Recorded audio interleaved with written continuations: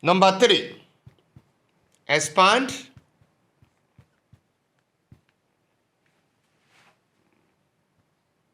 C minus C plus 8 into C minus 9 without showing workings.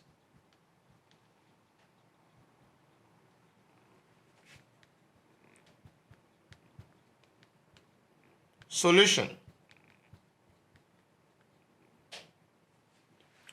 Now we have C plus 8 into C minus 9.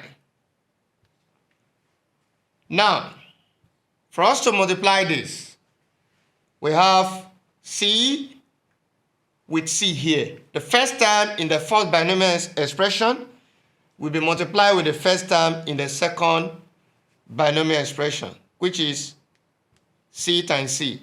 Then we have plus, we are going to add the second terms together.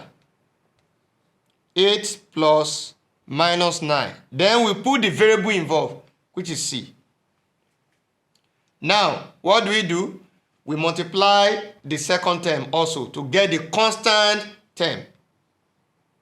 We multiply the second term in the first binomial expression by the second term in the second binomial expression.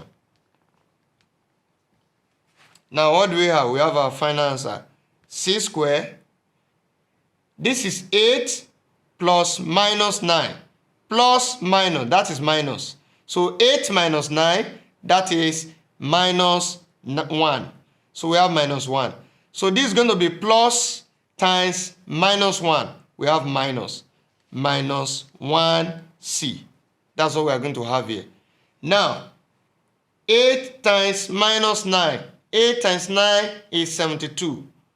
And we have minus times plus, that is minus. So we have minus 72.